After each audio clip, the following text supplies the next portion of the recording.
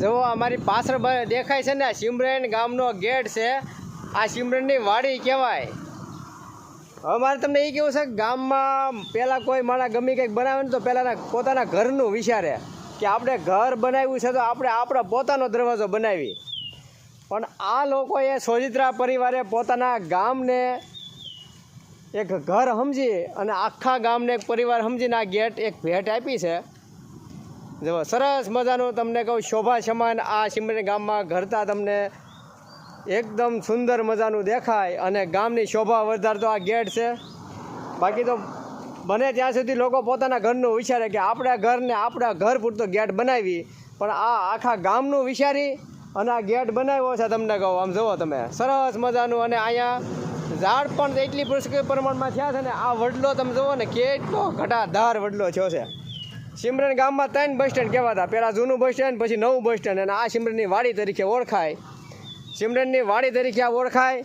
પહેલાં અહીંયા કાંઈ નહોતું, એના બદલે અત્યારે જુઓ સરસ મજાનું ચારે બાજુ 2-3 ગલ્લા થઈ ગયા છે અને એકદમ જાગતું પડ કહી શકાય એવું વાતાવરણ છે અત્યારે।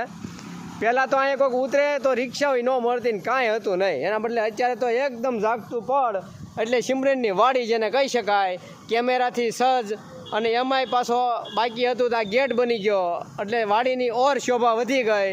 એટલે સોજિત્રા પરિવારે સરસ મજાનું કાર્ય કર્યું છે।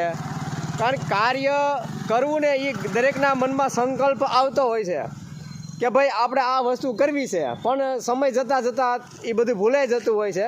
કોઈ પણ કાર્ય કરવું હોય ને એટલે એને વિરામ ન અપાય। તમારા મનમાં ગમે એ સંકલ્પ આવે અને તમે એને આદરી દો એટલે કામ તમારું 100% પૂરું થાય ને થાય જ। પણ પછી સમયની સાથે આપણે સંકલ્પ લીધેલો હોય તો સમયની સાથે સાથે બધું ભૂલાતું જતું હોય છે। એટલે કોઈ પણ વસ્તુ સારો આ કામ કરવાનો તમને મનમાં સંકલ્પ આવે ને એટલે કામનો આરંભ કરી દેવો, એ પૂરું થાય ને થાય જ।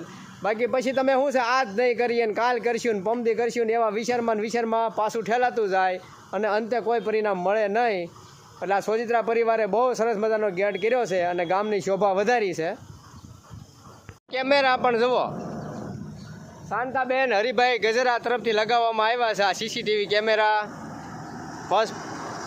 પ્લસ પાણીનું પરબ તમામ સુવિધા છે અત્યારે સિમરનની વાડીએ।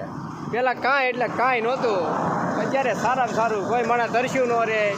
રિક્ષાઓ મળી જાય, 2-4 રિક્ષાઓ ત્યાં બેઠા જ હોય વાટે આમ જુઓ કે હમણાં પેસેન્જર આવે ને હમણાં ઉપાડીએ। એટલે ચારે તરફ તમને કહું છે અત્યારે એકદમ જાગતું પડ છે। જુઓ 66 કેવી જુઓ।